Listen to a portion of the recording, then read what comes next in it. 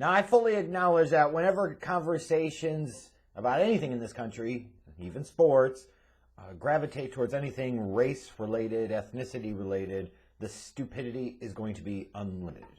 Absolutely unlimited. I know that. That's probably why I won't even look at the comments section for this video, because God only knows what's going to happen as a result. Some of you are going to put out racist responses of your own. Some of you are going to call me racist for some of the things that I say in this video. So at the end of the day, it's really key in life to not give a shit what people think about you. Because I know it's coming. But these things have to be said, in my opinion. Because to those of you that say the Rooney Rule is stupid or a racist policy in and of itself, look. The only wrong answer is do absolutely nothing. Similar to affirmative action, it is well-intended, the right spirit in mind, but can have some unintended impacts, some unintended consequences. It can create an arbitrary quota system, which in this case is the Rooney Rule, creates what feels like an arbitrary quota system of we've got to interview one or two minority candidates to check the box no matter what, and then we can get back to considering whoever the hell we want. And doesn't really truly deal with the issues, the deep-seated issues at play here. Now, from my standpoint, Brian Flores claiming that the Giants' hiring practices were racist are just flawed and idiotic. Why would Joe Schoen hire him over Brian Daboll? You, basically a stranger that he hasn't worked with, that he hasn't built a relationship with, hasn't built a trust with, versus Brian Daboll, who he saw develop Josh Allen into an elite quarterback and then put a system around him that unleashed those elite skills and that elite performance. Brian Daboll would have been the guy. That makes sense. If Brian Flores couldn't see that, I don't know what's wrong with him. The whole thing about Bill Belichick sending him text and that alluding to some great conspiracy, this type of shit happens all the time in the business world. Somebody, a hiring manager, an executive, will have somebody in mind and think that that's where they're going with. And sometimes that's who they hire and sometimes they don't. It doesn't fundamentally mean something is racist.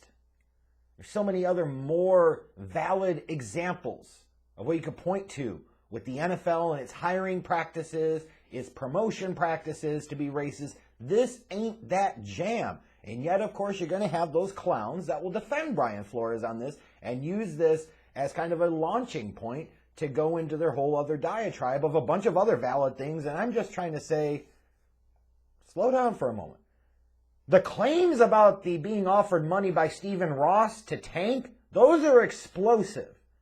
And then, of course, Hugh Jackson kind of coming on in and saying, hey, I got something for you too, because it's got to be about Hugh too. Imagine after all these years, those fans and media members that sit there and say, well, teams would never intentionally tank just to improve their draft picks. Like, how fucking stupid do you feel now? These are allegations. I don't know if we've actually seen true evidence yet. But would it surprise anybody if they're true? If any of those allegations are true, let's be clear. Those owners, any of those executives involved, should be banned from the league for life. Owners should have to sell their teams immediately. Liquidation sale shit. Because bottom line is, that speaks straight to the integrity of the game. We all know it's fucking happening. And it's one of those dirty, acknowledged secrets. It's out there in the open, but everybody really pretends like it doesn't. But when you got it this sloppy potentially and this much documented evidence, if it's true, heads need to roll for this. So that also needs to be talked about because that's a very serious transgression. But for those that are using this as a moment to rally behind the cause and rally behind Brian Flores, did you ever stop and think that maybe, just maybe, Brian Flores is a fucking narcissistic idiot? Did you ever think about that? Yes, I know he's potentially undercutting his own chances in order to help champion a cause, although this certainly is very selfishly motivated by him for perceived slights, perceived wrongs. But we got to be honest about the dialogue and the conversation here. There is no way, and I repeat, no way, that you could look at somebody like Brian Flores and his path and his trajectory of his NFL coaching career and say in any way, shape, or form that he has been nearly as impacted by this situation as many others, including potential rivals that were pursuing some of the same positions he has. Is that saying that he never saw it? No. But I'm sorry. Like, to take the aggrieved status that Brian Flores had, especially when there were still fucking head coaching opportunities that he apparently was being considered for, then I'm fucking married to Serena Williams and she's my baby mama. This asshole was a linebackers coach in New England for 3 years, got his first head coaching job at 38 while never having actually been a defensive coordinator. You know, logical step like positional coach, coordinator, head coach. Shit, if anything, he got the path of a lot of other white guys. He got his first head coaching job at 38 without ever being a coordinator. The hell are we talking about here? Really? He fucking benefited from the good old boys network of being from the rotten Bill Belichick coaching tree until he didn't. Let's be clear about Brian Flores. If we're going to talk about racist hiring practices in the NFL, well, where does that leave Brian Flores? Practice what you preach, motherfucker. Because last time I checked, sure, in 2019, you had a black man as your offensive coordinator and defensive coordinator in Jim Caldwell until he stepped away for health reasons. Makes you wonder if it realized that he didn't want to fucking work with Brian Flores and it was less about health issues, just saying. And then Patrick Graham was his defensive coordinator, who, after that year, couldn't wait to get out of fucking Dodge, so that way he could go back to New York and he could coach under Joe Judge of all goddamn people. And I think the vast majority of his primary offensive and defensive staffs over the past 3 years were freaking white guys. The vast majority. All of his quarterback coaches that weren't Jim Caldwell. All of his offensive coordinators that weren't Jim Caldwell, who, by the way, like I said, didn't even coach a game for that team in those roles. So the NFL has a racist hiring practice, which you were a victim of it, yet you perpetuated the same system and cycle. A fucking hypocrite. And if he's going to point to, like, the treatment in Miami and that him being fired is racist, you know, at some point in time, you can't always point outward for all the reasons for the bad things that happen to you. The one common theme is you, a-hole. You horribly mangled the handling of Tua Tagovailoa. You went through 3 offensive staffs in 3 seasons, a couple of defensive coordinators, which might point to you are fucking difficult to work with. You never made the playoffs once, but yeah, race is the reason you got fired. Race is the reason you weren't hired yet. My caution to folks is be careful who you champion as the face of a very worthy cause. And this is absolutely a very worthy cause. And Brian Flores is absolutely not the guy that should be championing this cause. I saw somebody the other day, I can't remember, it was Michael Lee or somebody, I can't remember the name. What a fucking idiotic statement. He came out and tweeted that Brian Flores was the most accomplished, most experienced candidate on the open market. Ding-dong, dumb dick Jim Caldwell says suck his big black cock. Wesley Frazier says, fuck you. Todd Bowles, with a smile on his face, because we love Todd Bowles, said, fuck you too. Hell, coordinators like Byron Leftwich and Eric Bieniemy, you could certainly argue, are more qualified than Brian Flores was when he got the goddamn job in Miami. David Culley got screwed in Houston after 1 year. How many games was that guy supposed to win down there? He got set up to fail from day one. They literally hired a lackey that they could immediately fire first excuse they had, no matter how good or bad of a job he did. All guys with far, far, far, far more worthy claims than fucking Brian Flores. Never mind the fact that the league's hiring practices are so racist that the GM in Miami, who, by the way, also should have been fired, and Chris Greer, is the one that ultimately made the decision to hire Brian Flores. All the while, Brian Flores jumping the line of other qualified, or maybe even more qualified candidates. So excuse the fuck out of me if I'm not sitting here and standing Brian Flores right now and championing him. And furthermore, when we talk about the hiring practices and we talk about the racism that's endemic in the system, it is there. It is absolutely there. If you cannot see that, then you are choosing to be a backwards thinking fucking clown. But I'm seeing like Tony Dungy talking about the NFL can solely fix this. This is all their problem. And no disrespect to Tony Dungy, but also apparently you don't know what the fuck you're talking about. I know you got to be careful when you're a white guy talking about race issues that you come across white-splaining and all this other stuff. I grant you that. But at some point in time, you have to actually think about the problem and truly understand all levels and facets of the problem. And to sit there and lay this squarely, solely on the NFL's doorstep is bad. It's wrong. It's inaccurate.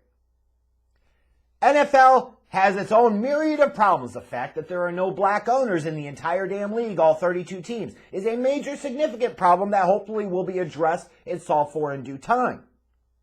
The NFL absolutely can and must do better. There is some positivity in terms of the pace of growth, in terms of NFL general managers. Now 7 out of the 32 are black. Certainly vastly outpacing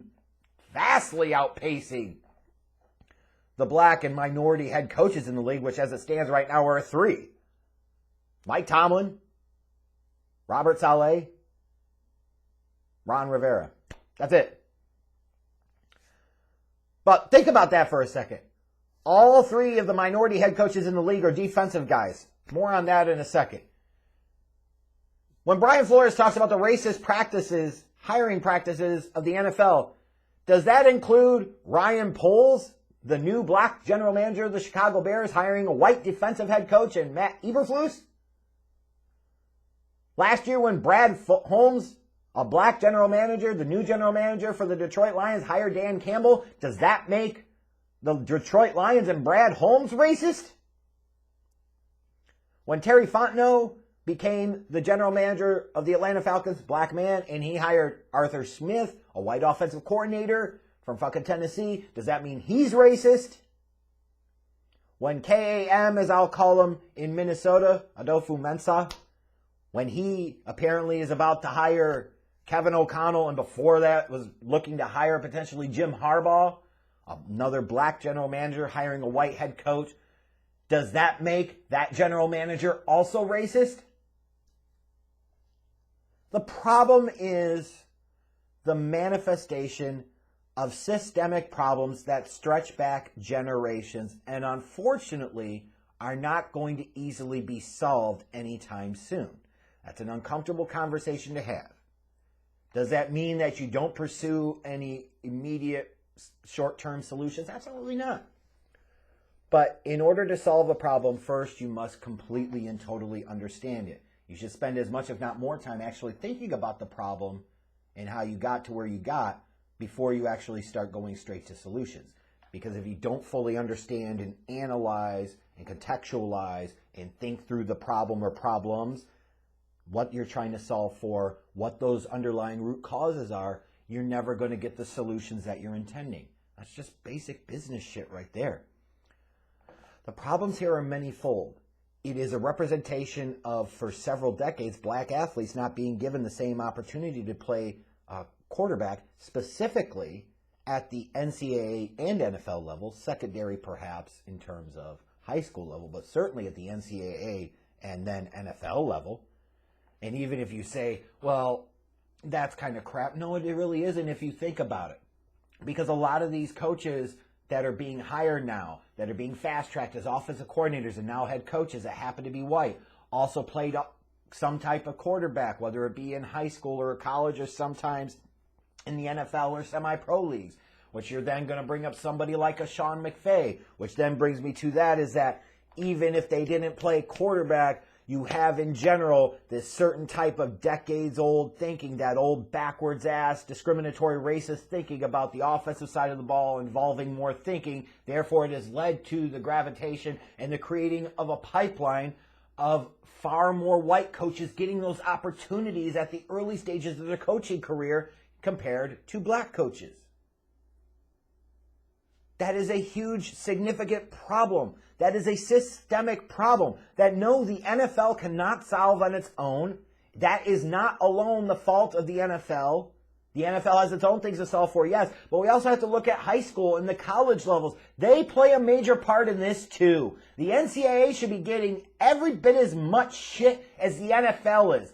130 teams in Division I college football. 22 of them have some type of minority head coach. 22! That's not even 20%. The NFL has a greater percentage of black general managers than NCAA Division I football has of minority head coaches, and the number only gets worse when you strip it down to black head coaches. Out of 130, there's 14 of them. It's just over 10%. Yes, that is a much better number than the current tally in terms of black head coaches in the NFL. It's fucking Mike Tomlin, and that's it right now if you want to go there. But there ain't nothing to write home about either. And if anything, they create the cycle, they create the system that then feeds the problems later on for the NFL. So you have these young black coaches trying to break into the business, finding it much easier to break in on the defensive side of the ball versus the offensive side of the ball, which is why a Sean McVay that came from his granddad was a general manager of the San Francisco 49ers. So there's, history there. There is growing up in the game. Nepotism, I don't mean that to be negative here. It's just that's a reality. It creates foot in the door opportunities. These factors combined with the fact that the NFL in recent years philosophically has shifted much more to the offense first mindset, and that is only going to change and continue, is going to further exacerbate this problem if this isn't fixed at the lower levels.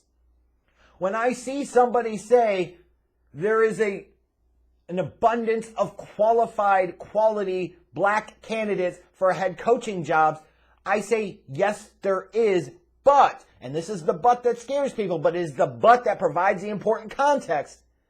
They are coaches that are on the wrong damn side of the football based off of the mindset and philosophical shift of the NFL.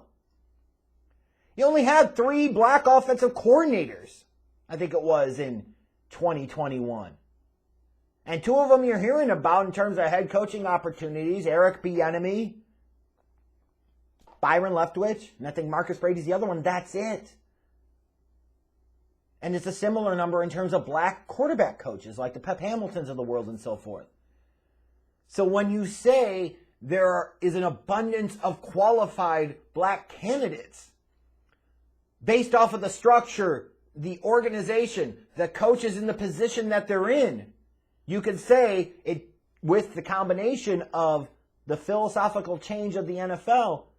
No, there isn't on the offensive side of the ball. Like, that's a structural thing that speaks to decades of racism and inequity in terms of opportunities, which, by the way, Brian Flores helped exacerbate him fucking self. You got 3 minority head coaches in the league. You got 3 offensive coordinators that are minorities. 9 defensive coordinators. But again, whereas you have, triple the number of defensive coordinators in the league of 2021 were minorities, were black, they're also on the side of the ball that's not getting promoted the same. So again, it just builds on the problems, and we have to be able to talk about these problems. We have to be able to identify the true underlying root causes, and the unfortunate reality is that this is not going to be an easy fix, and this is not something that is going to solve itself totally or even remotely right away. Now, if you're the NFL, could you incentivize potentially the hiring of a minority head coach by giving draft pick compensation to both the team that hires them and the team that loses them as a coordinator or positional coach? Perhaps. That could be one thing, so you put a little more teeth into the Rooney Rule. To those that are going to fucking say, well, now you're just doing reverse racism and all this other shit. That's what ignorant people say. The system itself, the structure itself, has been racist for fucking generations. At some point in time, you have to actually put in work to correct and counter and change course from that decades and generations of systemic racism that continues to manifest. So all of the coaching candidates you'd be looking at now that are between the ages of the mid-30s to the mid-30s to early 60s, these are guys that played in the 70s, 80s, 90s, and they were coming up through the coaching cycle. More black candidates had to pursue their opportunities on the defensive side of the ball than they did on the offensive side of the ball. Guarantee you, if Mike Tomlin had tried to go on the offensive side of the ball as a coach, his journey would have been much different. Would he even have had a journey? Right? And it aggravates me in this respect. I can't understand the world from Brian Flores' viewpoint for obvious reasons. That said, to tell me that his experience is the same as a David Culley, a Jim Caldwell, a Leslie Frazier, a Todd Bowles, a Byron Leftwich, and Eric Bieniemy is bullshit. It is complete and total bullshit. Because what did he do? Once he got into the position that he got, he took an initial stab at having a diverse staff, and then afterwards he said, fuck it, I'm going to run through these Mayo faces every year. And that's what he did. He was able to jump the damn line. Like, he didn't even have to be a defensive coordinator, like an official defensive coordinator. He was a linebackers coach. Ooh, well, he was the defensive coordinator. Fuck you. In New England, Bill Belichick is the defensive coordinator, and you goddamn good and well know that. Stop that. So this guy skipped a step, got his first coaching opportunity, was damn 30-something, whatever the hell, 38 years old. And now because he didn't get a job with the Giants, he thinks the system is racist against him. Because a few years ago, the Denver Broncos, maybe horse-faced John Elway and the frickin' ownership, showed up to their interview drunk. I can't comment on that because I don't know. Here's what I do know, though. At that time, heading into that 2019 offseason, Vic Fangio would have been the more clearly qualified candidate than you, Brian Flores. Fuck's wrong with you? Be careful who you champion for your causes. Does anybody ever stop and think? You don't hear Brian Flores talking about anything he did wrong. You don't hear him talking about anything that he did in terms of things I could have done better and the way I interacted with people better. It's funny now and ironic to me in a sick way that the same guy that basically shit on Kenny Stills and refused to back him when Kenny Stills tried to take a stand a couple years ago is now sitting and going on CBS This Morning and everywhere else and trying to get sympathy for his cause. Typical hypocrisy shit. That's what people do. Don't give a fuck until it personally affects them. I give a fuck in this sense. We have to talk about the real problems here that are much, much deeper than just the NFL and a goddamn Rooney Rule and then making the decision to hire the white guy anyways. We have to truly acknowledge and understand these problems, and I've outlined some of those in this video. Because they are there, they are real, and they will continue to be a problem until there are fundamental changes in the NFL's approach and philosophy, the NCAA's approach and philosophy, and yes, down to even high schools and their approach and philosophy, and that's just a fact. It is also a fact that no matter how much I would like the league to be way more representative of the actual players that play in the league from a leadership standpoint, that this shit is going to take a long time to fix. Because even if the Denver Broncos are ultimately sold to a minority owner, that's one. You got a long way to go. You need more top-level leadership representing different viewpoints. The ownership of the NFL is not representative of the population. The coaching, the executives, the front office, are not representative of the actual players that play in the league. And those are problems that cannot be fixed overnight no matter how much you want to make it so. It also will not be fixed overnight because a lot of these guys start off at the high school or at the college level, and more minority candidates need to be given opportunities as coaches on the offensive side of the ball, because the league is only going to continue to gravitate more and more to the offensive side of the ball. So every time you direct one of these young minority candidates or young coaches towards the defensive side of the ball, it's just going to make their path to the top as a head coach that much more difficult, with that many more obstacles. Unless you're Brian Flores and you could just go work for Belichick for a few fucking years and ride his coattails in the Good Old Boys Network and get a job, and then when you get fired after you suck a few years later, then you could cry racism because teams are bringing you in and they just happen not to hire you.